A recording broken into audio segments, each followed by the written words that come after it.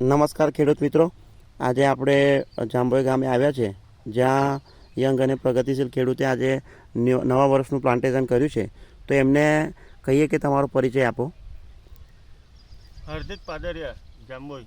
હાર્દિકભાઈ, આપણે આ પ્લાન્ટેશન કઈ તારીખે કર્યું છે? 30 તારીખે 30/3 30/3 એટલે કે 1 એપ્રિલના પ્લાન્ટેશન થયું છે. 1 એપ્રિલ. તો લગભગ આજે આપણને 35-6 ડે થયા છે. તો હાર્દિકભાઈ, આજે આપણે આ એક મહિનાની અંદર શું શું કર્યું છે? એક મૂક્યા પ્લાન્ટેશન, તારે 2 ડ્રિન્ચિંગ કર્યા હતા. ઓકે, એમાં ડ્રિન્ચિંગમાં શું શું યુઝ કર્યું છે? ડ્રિન્ચિંગમાં સુપિક સોઇલ છે, જાદુગર છે, મેટ્રો છે, સિંગ 30 છે. ઓકે, ફર્ટી સ્માર્ટ એકવી વગેરે વાપર્યું છે. હા.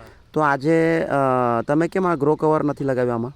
ગ્રો કવર નહીં, સન નહીં, કશું જ નહીં. તો પણ મિત્રો જોઈ શકીએ છીએ આપણે કે આખા ખેતરની અંદર યુનિફોર્માલિટી, પ્લાન્ટની જે હેલ્ધીનેસ છે તે પણ આપણને દેખાઈ રહ્યું છે કે જે વિધાઉટ મોર્ટાલિટી આજે છે ને એકદમ સ્ટેબલ પ્લાન્ટ છે અને યુનિફોર્મ દેખાઈ રહ્યા છે.